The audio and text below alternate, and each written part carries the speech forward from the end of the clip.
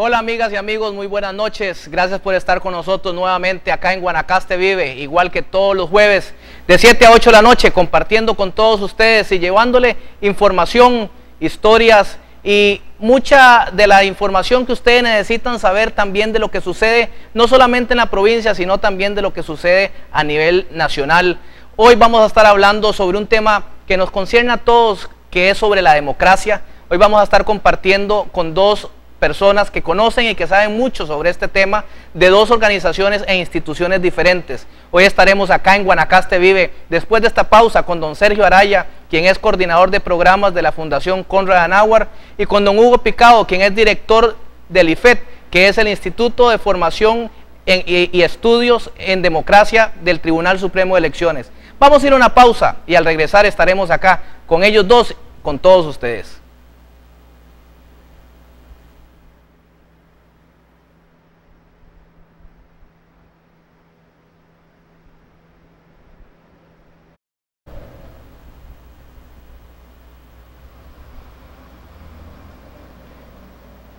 Seguimos en Guanacaste Vive, muchas gracias por estar con nosotros hoy acá con don Sergio Araya, bienvenido don Sergio, gracias. Y don Hugo Picado, bienvenido. Hola, Johnny, gracias por la invitación.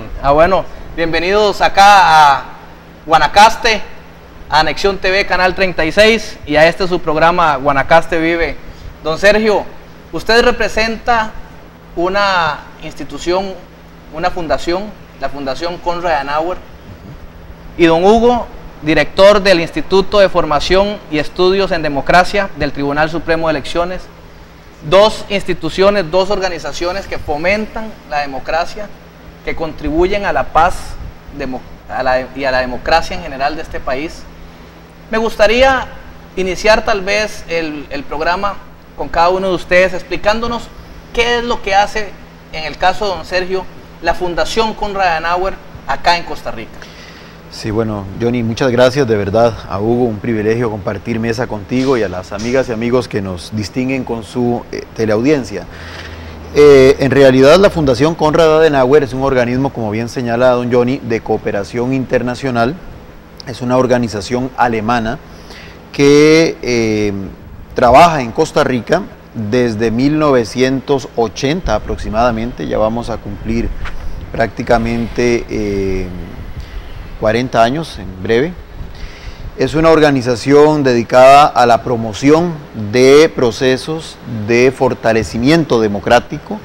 La fundación cree necesariamente en la democracia como la forma de gobierno adecuada para que las sociedades puedan desarrollarse, puedan realmente tener oportunidades, y parte de una realidad importante, y es que para que exista una auténtica democracia, la gente que vive bajo su alero tiene que creérselo, tienen que ser personas que respiren, que vivan democracia, y eso se consigue fundamentalmente a través de un permanente proceso de educación política, de formación cívica. Estamos convencidos en la Fundación de que solamente ciudadanas y ciudadanos conscientes de sus deberes, conscientes de sus derechos y comprometidos con la democracia son los garantes de la misma. Hay experiencias lamentablemente de muchos otros países donde una institucionalidad democrática muy sólida se fue resquebrajando, se fue debilitando, justamente porque los más importantes, que son sus ciudadanos y sus ciudadanas, no advirtieron a tiempo la situación y permitieron, de alguna manera, sin una participación activa, sin una participación responsable que sostuviera esa democracia, que terminara lamentablemente diluyéndose o al menos quedando muy maltrecha. Por eso la Fundación desarrolla permanentemente estos procesos de formación, de capacitación en el ámbito político y cívico. Creemos además importante colaborar con aquellos operadores del sistema, con aquellos actores que son estratégicos dentro del mismo por las distintas funciones que llevan adelante, entre ellos los actores políticos, los actores político-partidistas, pero también todas aquellas instituciones y personas que tienen algún tipo de incidencia, de impacto en el quehacer democrático cotidiano, llámese academia, llámese iglesias, llámese instituciones del Estado. Y es en esa línea donde pues también estamos muy satisfechos de sostener ya una relación que ha ido adquiriendo madurez de cooperación con el órgano por excelencia que es garante del sistema democrático costarricense, como lo es el Tribunal Supremo de Elecciones.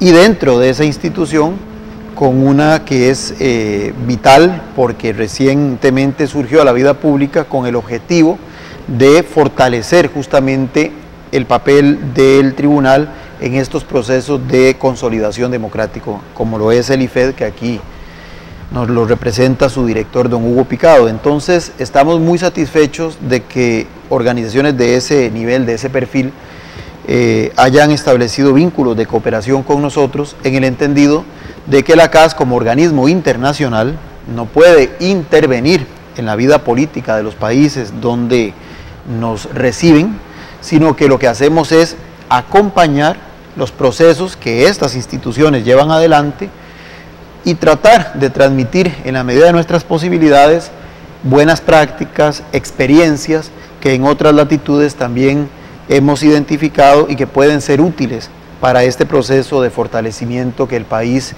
y sus instituciones, pero sobre todo su ciudadanía, pretende llevar adelante. Excelente. Don Hugo Picado, director del Instituto, del IFED, Instituto de Formación y Estudios en Democracia. Tal vez contanos un poco sobre lo que hace este instituto. Gracias, Johnny. Bueno, el Instituto de Formación y Estudios en Democracia nace con el Código Electoral o a partir del Código Electoral de 2009, cuando se discute la gran reforma electoral en su última etapa. Los diputados de la Asamblea Legislativa quisieron dotar al tribunal de un instrumento para que el tribunal comenzara a cumplir con algo que ya era de alguna manera una demanda ciudadana, una exigencia ciudadana, de que el tribunal trabajara el tema de democracia más allá del tema electoral.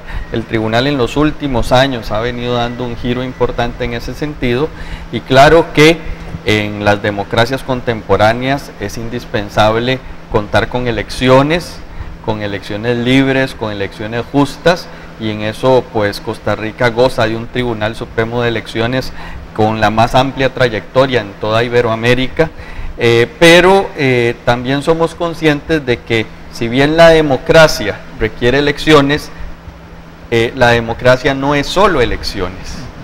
La vida en democracia es algo cotidiano. Las elecciones se dan cada 4 años o cada 2 años, a partir de 2014, ya luego podemos hablar de eso, vamos a tener un ciclo electoral de 2 años. Pero bueno, las elecciones es algo momentáneo, es algo que se resume finalmente en una jornada electoral, pero la vida en democracia es algo cotidiano. Y una sociedad que no se esfuerce día con día en vivir conforme a principios y valores democráticos, cada día será menos democrática. ¿Cuáles valores son esos? Bueno, valores como la tolerancia, el desarrollo de destrezas como el diálogo, para el cual se requiere una amplia dosis también de tolerancia, valores como la solidaridad, que son esenciales en cualquier sistema, particularmente en un sistema democrático, entre otros. ¿Qué hace el Instituto de Formación y Estudios en Democracia? Bueno, es una área del Tribunal Supremo de Elecciones que recién cumplimos 2 años de creada y que trabajamos 4 áreas o 4 líneas, tenemos 4 grandes líneas de trabajo. La primera de ellas es la capacitación electoral. Nosotros, bueno, ahí en esta área sí seguimos ligados al tema de elecciones, y lo que hacemos es colaborar con la administración electoral en la capacitación de todos los agentes electorales y sociales que de una u otra manera intervienen en las elecciones.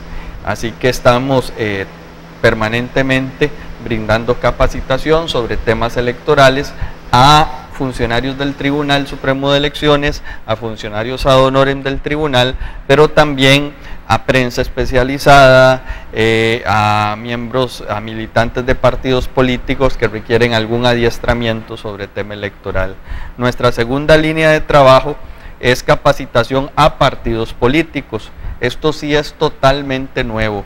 En sus 60 años de historia el tribunal nunca había dado capacitación a partidos políticos, pero por medio del IFET se está desarrollando un programa desde hace 1 año y medio con capacitaciones dirigidas a los partidos políticos de todo el país, sean partidos políticos de escala nacional, de escala provincial o de escala cantonal. Y en esta área hemos contado con una gran colaboración de amigos como la Fundación Konrad Adenauer. Una tercera área de trabajo es el área de formación en democracia. El área de formación en democracia se encarga de promover valores democráticos en apoyo al sistema educativo. Por un lado, nosotros trabajamos desde hace 2 años en una alianza muy estrecha, Instituto de Formación y Estudios en Democracia, con Dirección de Vida Estudiantil del Ministerio de Educación Pública, dando capacitación sobre elecciones estudiantiles, a tribunales electorales estudiantiles, pero también a gobiernos estudiantiles, a directores, a profesores de educación cívica, y a la vez en alianza con la Comisión Nacional para el Mejoramiento de la Administración de Justicia, CONAMAJ, colaboramos en la revisión de los programas de estudio de los cursos de educación cívica.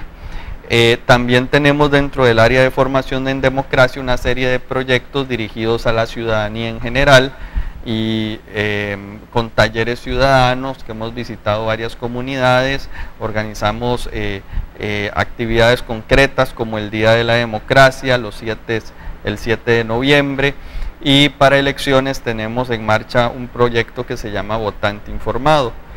Y en la cuarta área de trabajo del IFET, así muy a brocha gorda y muy por encima, la cuarta área de trabajo la denominamos gestión del conocimiento, e involucra a la administración de un centro de documentación especializado en democracia y en elecciones, que puede ser consultado vía internet por medio de la página web del Tribunal Supremo de Elecciones, www.tse.go.cr.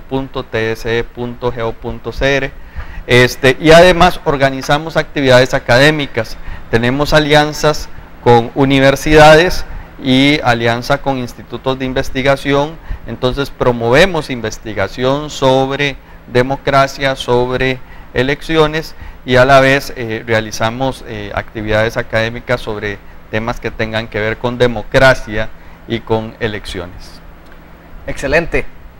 Vamos a ir a una pausa, pero antes quiero dejar una pregunta planteada que tal vez se la voy a dirigir a Sergio, que tal vez por estar en una fundación que ha estado involucrada en la formación desde hace muchos años, es sobre la aceptación de los ciudadanos o inclusive de todos los que pertenecemos y que estamos interesados o involucrados de alguna manera en la acción social a la formación. ¿Será la misma formación que tenemos hoy con la formación que se tenía 10, 15 o 20 años atrás? ¿Ha mejorado? ¿Ha decaído? ¿Cómo lo sentís vos en base a la experiencia que tenés? Vamos a ir a una pausa y al regresar quiero que nos contés qué sentís vos en la evolución de la formación política en nuestro país.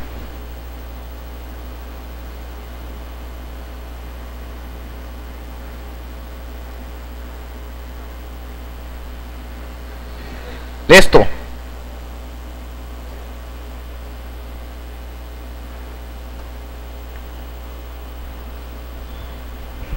Seguimos acá en Guanacaste Vive. Hoy estamos compartiendo con don Sergio Araya, quien es coordinador de programas de la Fundación Konrad Adenauer, y con don Hugo Picado, quien es el director del Instituto de Formación y Estudios en Democracia del Tribunal Supremo de Elecciones.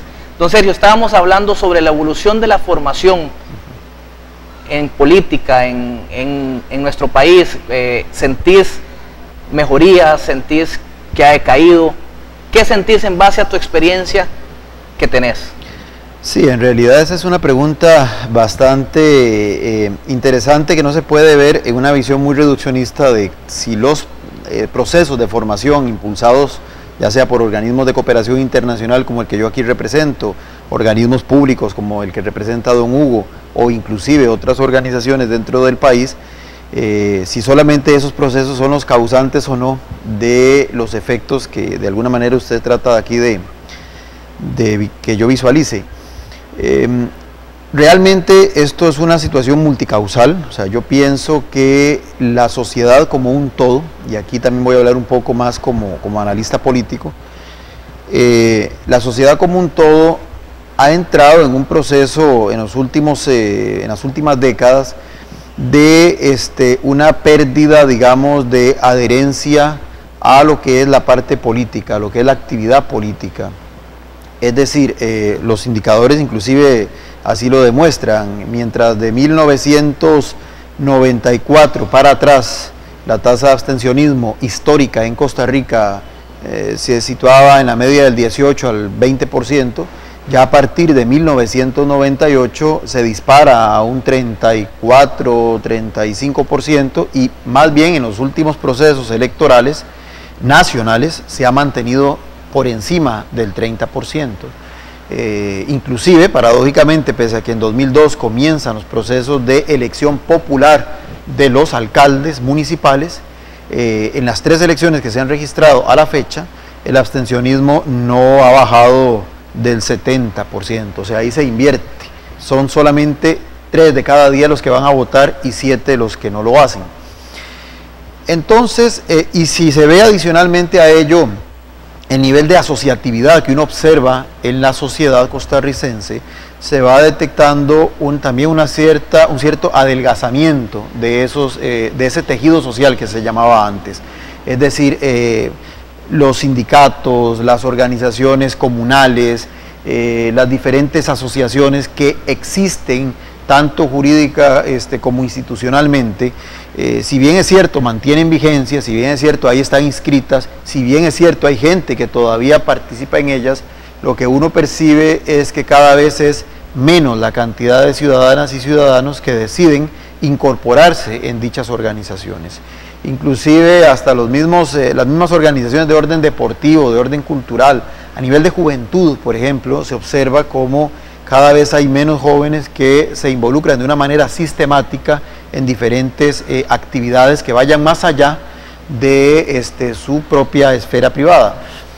Bien, entonces, ¿cuál es la causa de esto? Decir que es porque la formación ciudadana, política, cívica ha decaído. Yo pensaría que un factor de los múltiples que están aquí generando esta situación puede ser justamente el tema de que la formación de alguna manera se ha debilitado, sobre todo aquella que brindan las organizaciones, digamos, más especializadas en la materia, o sea, por ejemplo, los partidos políticos que otrora habían sido, digamos, siempre promotores de estos procesos, en los últimos tiempos vieron mermada, digamos, su capacidad de emprender procesos de esta naturaleza, pero también lo vemos, por ejemplo, en la misma, digamos, en el mismo debilitamiento que tuvo en algún momento el proceso, digamos, de educación cívica que se daba a nivel de la educación formal.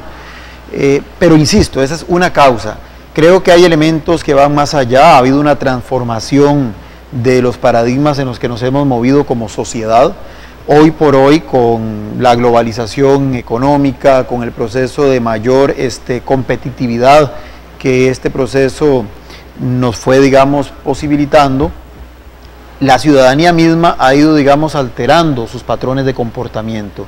Cada día hay más, la misma realidad, la misma dinámica cotidiana le exige a las personas, sobre todo a los más jóvenes, otro tipo de desafíos: prepararse, educarse, formarse, para tratar de entrar a un mundo, ya sea empresarial o laboral, muy competitivo.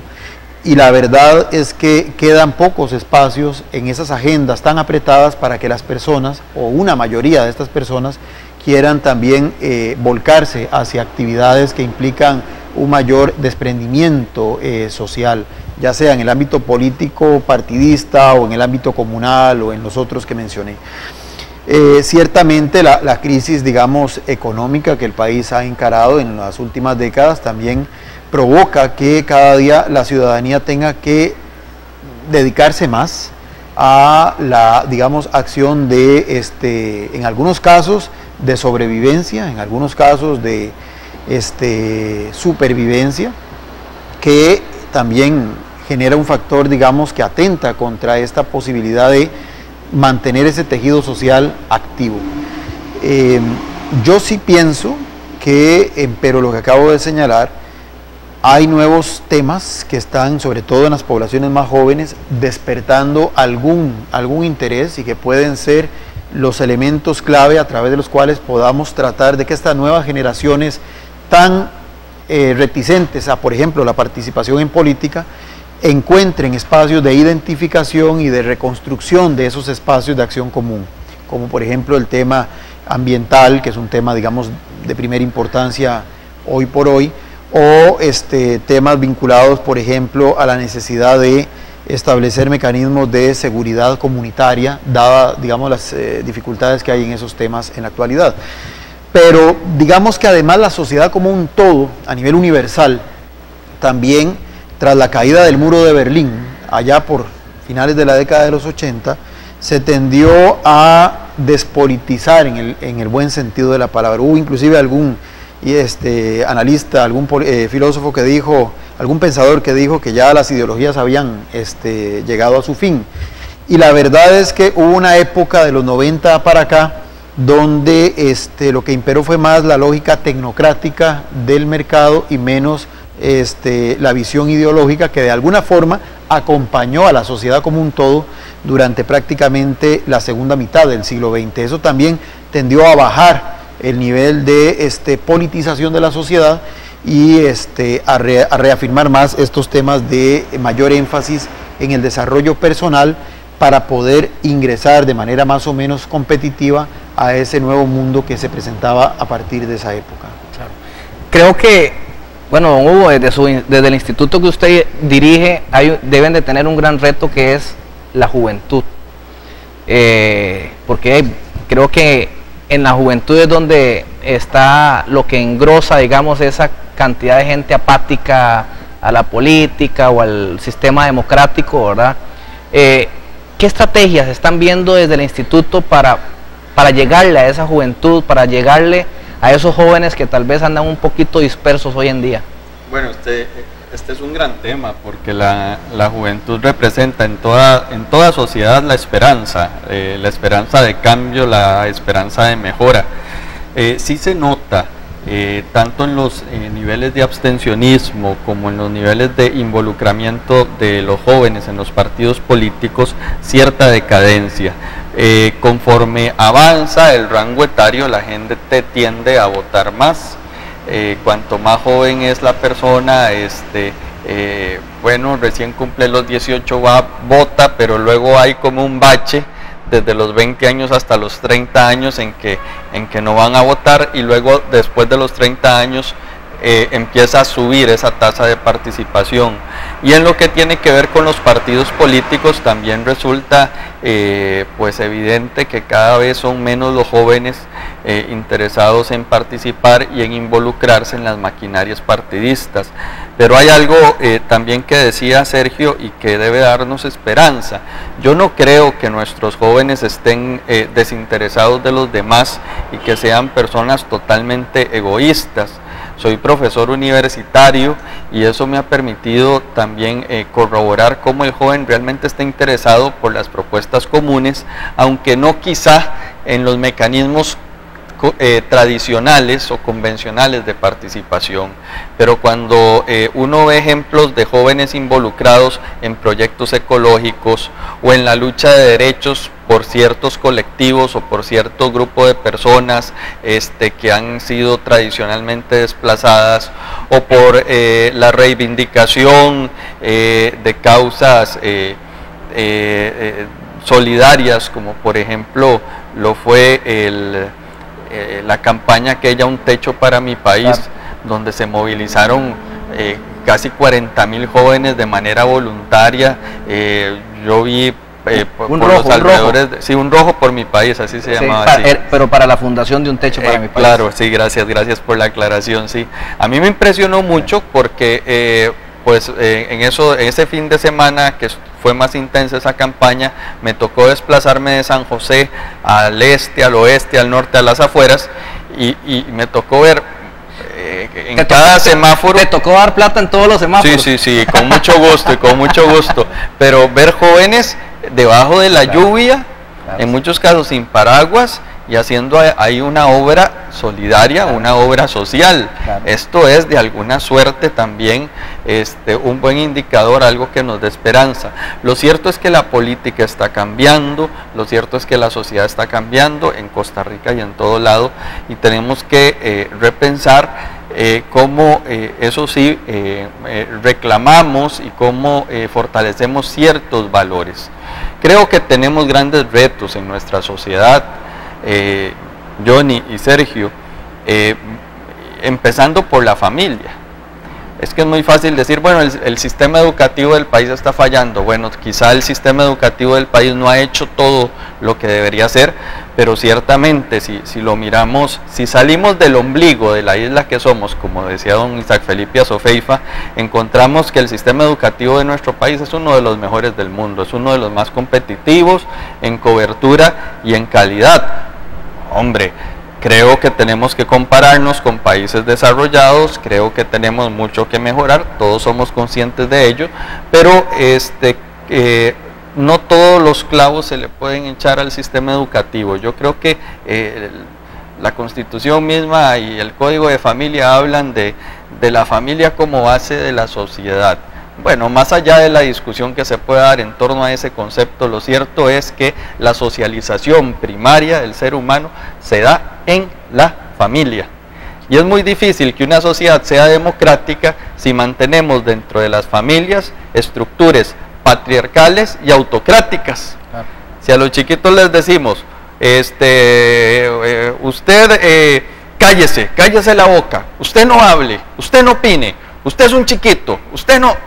Entonces vamos creando ahí una estructura patriarcal, perpetuando ciertos elementos que no van a ser sanos para el desarrollo de una ciudadanía con un concepto de igualdad fuerte, con un concepto de respeto a la opinión de los demás fuerte, con una sana autoestima, etcétera. Entonces creo que hay que trabajar a nivel familiar, creo que hay que trabajar a nivel de las iglesias, de las estructuras religiosas, todas en general.